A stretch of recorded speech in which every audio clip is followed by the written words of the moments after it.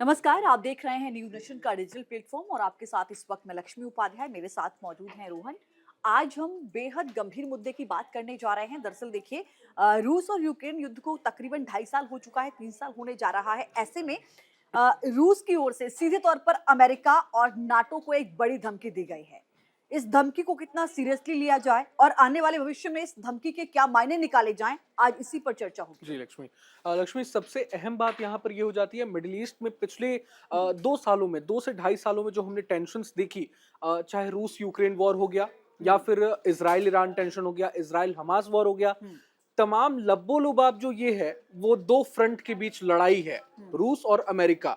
और अब जो बातें सामने आ रही है, जिस तरह से रूस ने अमेरिका को परमाणु हमले की धमकी दी है यूक्रेन पर करने की, तो ये अपने आप में बहुत बड़ी हेडलाइन बन गई है। वो इसलिए भी क्योंकि अभी हाल ही में आप देख लें, जिस तरह से ईरान और इजराइल टेंशन जिस तरह से गहराया, तो कहा यह जा रहा था, एक्सपर्ट्स का यह मानना था कि लड़ाई बेसिकली ये है, ईरान की जो टैक्टिक्स थी वो ये थी, ईरान और पुतिन, खामेनेई और पुतिन ने मिलकर जो टैक्टिक्स बनाई थी, तो रणनीति ये थी कि अमेरिका को बीच में उलझाया जा सके, मिडिल ईस्ट में उलझाया जा सके, ताकि यूक्रेन फतह करने का जो रास्ता है पुतिन का, रशिया का, वो क्लियर हो जाए।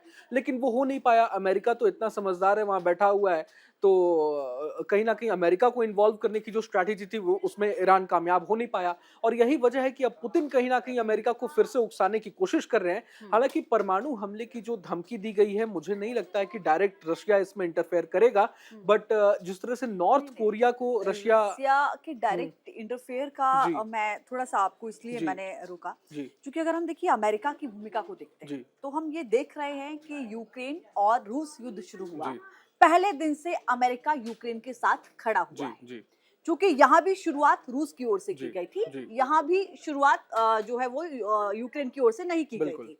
तो ऐसे में जहाँ नाटो का साथ तो मिल ही रहा है, लेकिन बिल्कुल यहाँ पर अमेरिका पहले दिन से खुद बाइडेन यूक्रेन पहुंचे युद्ध के बीच बिल्कुल और जेलेंस्की से मुलाकात की, उनकी पीठ को थपथपाया, यानी कि एक भरोसा दिया कि निश्चित तौर पर अमेरिका आपके साथ है। बिल्कुल ये मैसेज व्हाइट हाउस से कई बार दिया गया और खुद वहां पर बाइडेन ने जी पहुंच के जी दिया।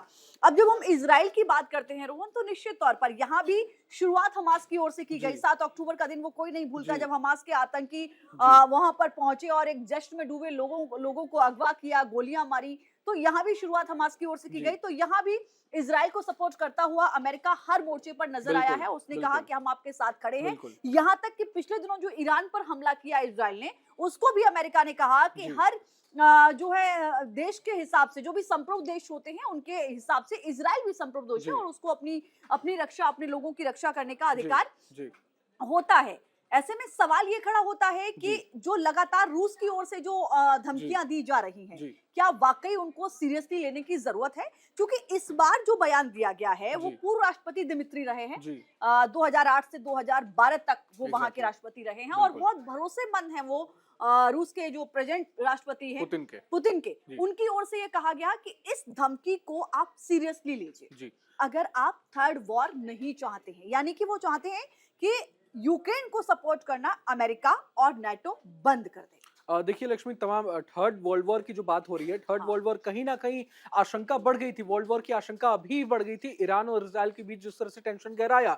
लेकिन अमेरिका ने काफी हद तक इसे न्यूट्रलाइज करने की कोशिश की और मामला शांत भी हो गया। इजराइल ने जिस तरह से पलटवार किया, तो एक हल्का हमला करके कहीं ना कहीं मामले को न्यूट्रलाइज कर दिया गया। बिल्कुल लेकिन ठीक कहा आपने, क्योंकि पुतिन उसने उसके तेल डिपो जी को या जी फिर nuclear nuclear power power plants को को कहीं भी टच जी नहीं किया और जी अमेरिका की ओर से भी ये कहा गया था जी कि आप बदला लीजिए, आप मैसेज दीजिए, जी आपको अधिकार है, लेकिन आपको ये सावधानी बरतनी होगी कि आप बिल्कुल इन दो चीजों को टच न करें। बिल्कुल। लेकिन हम्म, लक्ष्मी, वही बात है, सबसे अहम बात यह है कि पुतिन की भी वही कोशिश है, बाइडेन की भी वही कोशिश है, अमेरिका हम्म, की भी। दुनिया में डंका किसका बजेगा, डंडा यस, किसका चलेगा? सुपर पावर तो बनने का। सुपर पावर कौन है? हम्म, तो लड़ाई इसी बात की है। अब आप देख लें, हाल ही में ब्रिक्स समिट जो हुआ, ब्रिक्स समिट में तमाम देश इकट्ठा हुए, लेकिन इसी साल 4 नए देशों को भी ब्रिक्स में ऐड किया गया है। रशिया द्वारा हम्म, ये कोशिश की गई, ईरान को ऐड किया गया, इथियोपिया को ऐड किया गया, इजिप्ट को ऐड किया गया और यूएई को ऐड किया गया।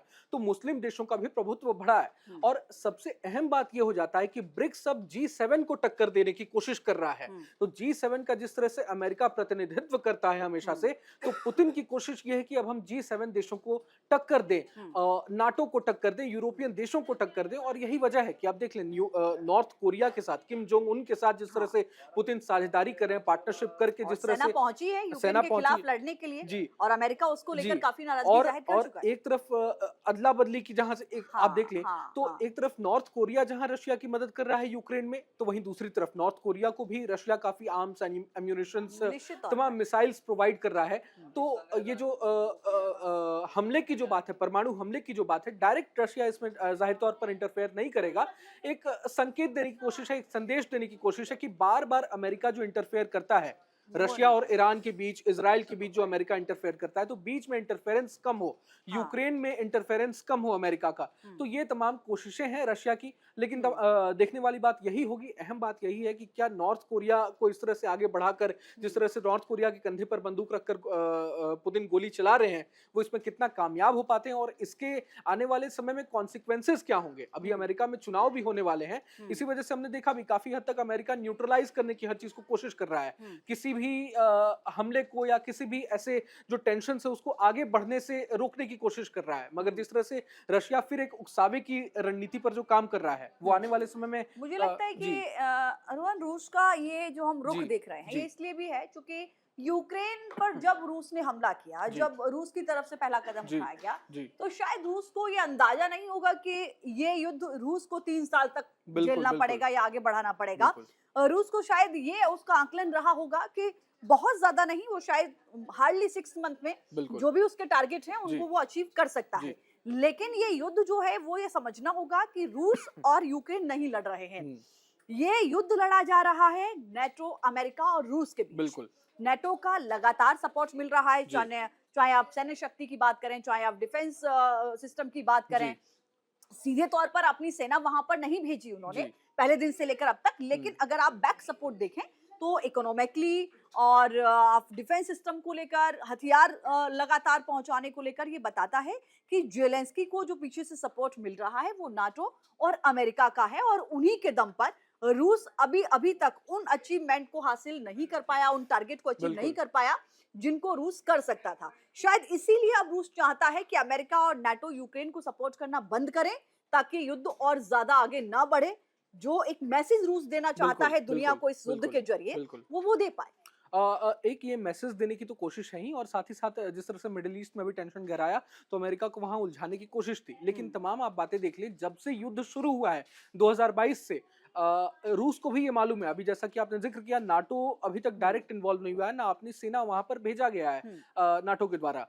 तो रूस ने भी, आप देख लें लक्ष्मी, तमाम जो मीडिया रिपोर्ट्स के हवाले से जो खबरें आती हैं, जो एक्सपर्ट्स हैं, वॉर एक्सपर्ट्स का जो मानना है वो यही है कि रूस भी तैयार है कि अगर आने वाले समय में नाटो रूस को मालूम है कि अगर आने वाले समय में नाटो उतर गया मैदान में, अमेरिका डायरेक्टली इन्वॉल्व हो गया, तो उसे भी अपने आर्म्स एम्यूनिशंस और जो मेन जो उसकी आर्मी है उसे तैयार रखना पड़ेगा। इसलिए आप देख लें यूक्रेन में करीब 80,000 सैनिकों की मौत हो चुकी है रशिया के।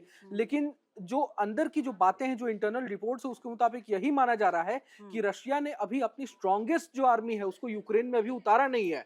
बिल्कुल ठीक कहा आपने, रसिया ने अभी अपनी आर्मी को उतारा नहीं है। लेकिन यहाँ पर आप देखिए कि अगर इस तरीके की परिस्थिति बनती है तो आगे क्या मैसेज रूस की ओर से दिया जाएगा, क्या कदम उठाए जाएंगे, इस पर हमारी नजर रहेगी।